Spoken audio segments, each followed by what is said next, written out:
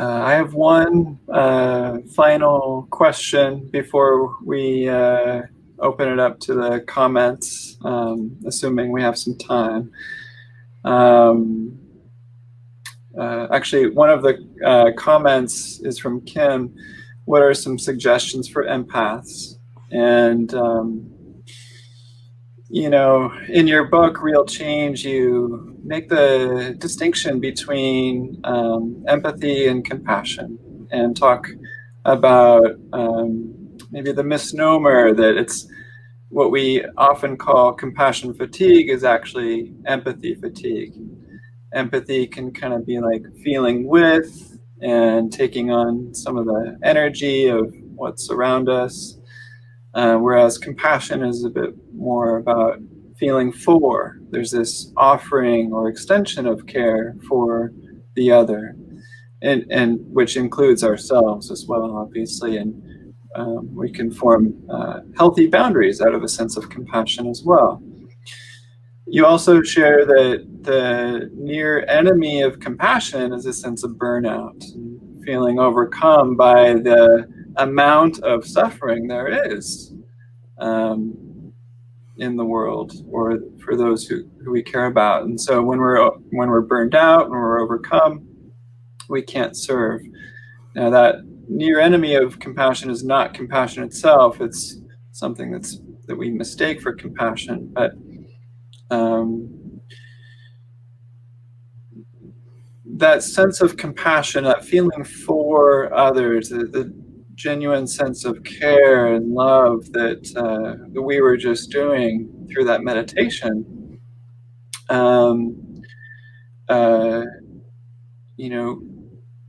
it can feel a lot. A lot of us who are in caring professions or who are caregivers, even if we have, pure compassion, it's still a lot to be extending that care.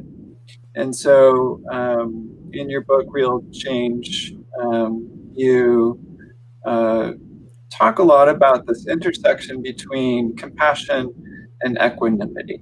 Mm-hmm. You share that equanimity helps to balance our care so that our compassionate action can be sustained in a way that we're not always burned out. This equanimity can help us to not drown under the weight of our own worry. And so I've always found equanimity and the intersection between equanimity and compassion to be very difficult to teach. And that said, in the last chapter of your book, Real Change, which I hope everyone buys 10 copies of, you do a great job of explaining that intersection between compassion and equanimity, and how equanimity can fuel us to care for others in a sustainable way, where we're not feeling burdened. On page 221 of the hard copy, you share a few equanimity phrases with us that we can reflect on and meditate on over time. I'm going to look them up. Yeah, and so I'll just read a few of the phrases to give people a taste of this intersection between balance, this feeling of equanimity, and compassion. I care about your pain, yet I cannot control it. I will care for you and cannot keep you from suffering. May I offer love, knowing I can't control the course of life, suffering, or death. I wish you happiness and peace, yet cannot make your choices for you. I will work to alleviate suffering in the world, and I know I'm not in control of the unfolding of the universe.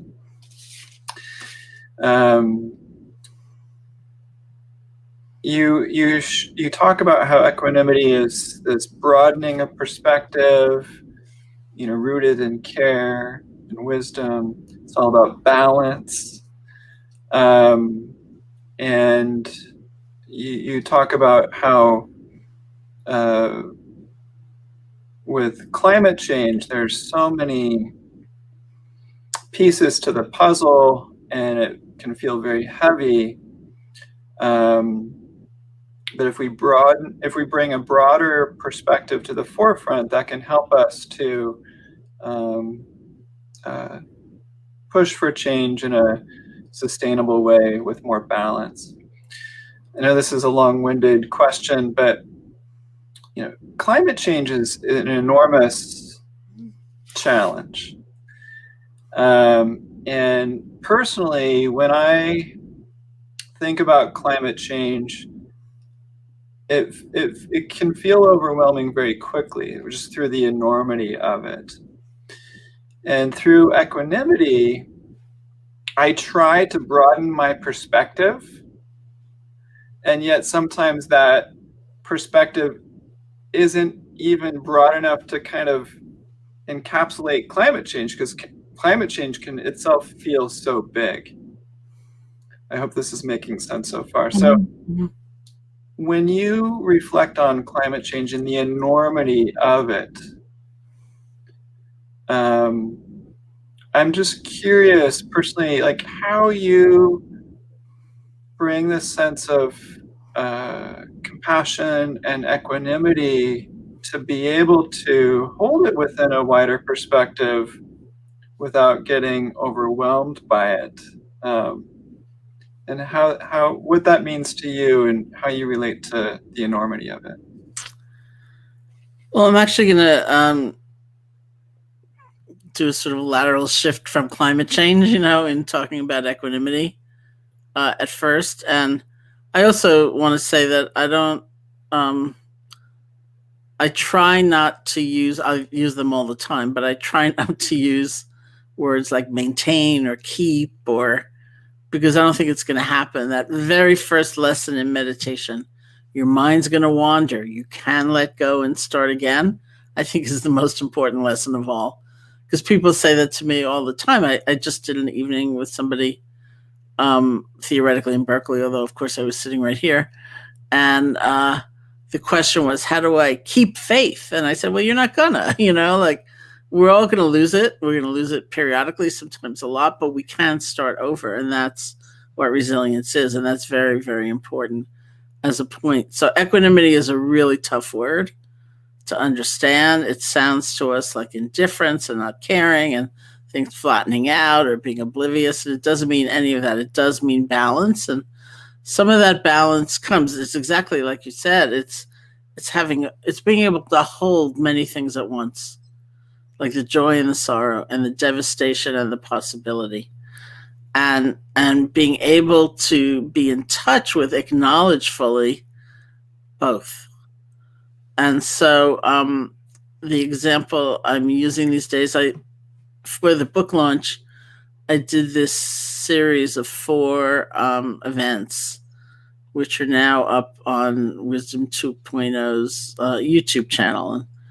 And I'm posting a link to that right now, actually. Okay. So one of the events was me moderating a panel with people who had survived in some way and been strongly, strongly affected by the school shooting in Parkland, Florida, some years ago.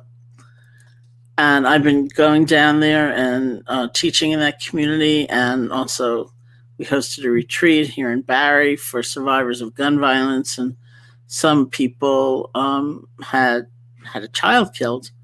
Some people had been shot themselves. Some people were teachers, say at Marjorie Stoneman Douglas High School, were there that day. Or this young woman who I use as an example in my book was on this panel, and her mother is a teacher at Marjorie Stoneman Douglas. She was there that day. She wasn't hurt, but it had been like 8 hours or something of not knowing if her mother was alive. And then this young woman, Samantha is her name, who's an extraordinary young woman, just a recent graduate herself, became very active in helping organize the community, especially the community of students and the marches and so on. And so the first time I went down there to teach was not so very long after the shooting. And Samantha raised her hand at one point. She said, I feel really weird because I'm having this incredible experience being here.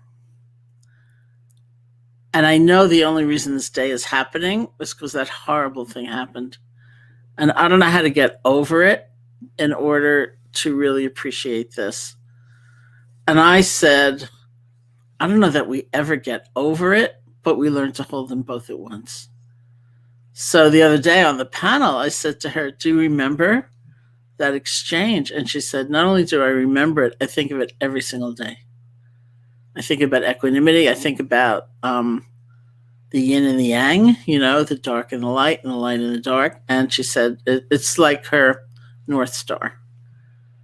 And I think that is the reality. We don't get over it, and we don't sort of only see the bright side, of things. There's such tremendous suffering. And when you listed so many of the things between climate change and the economy and the pandemic and racial injustice, I mean, there's so many things, and we need to be able to acknowledge that. But if that's the only place we see, no sense of possibility, no sense of beginnings, no sense of onward movement, then we will despair. And there's such a huge amount of depression and despair, also an exhaustion going on right now. But if we only look at, things can work out this way, and there's creativity and there's this, then we're so ungrounded that it's not realistic. So we need to learn to hold both, and we can learn to hold both. I think, in reference to one of the questions that's in the chat, we can't take everything into our heart. Like, we just can't. Like, the immensity, the enormity of climate change. But we can take in that which we feel passionate enough about to act on. Because the most corrosive feeling of all, I really do believe, is that sense of helplessness or hopelessness. So maybe within that enormity, there's one issue that you would really engage in. For me, the overarching issue I am passionately involved in more than anything is voting right now.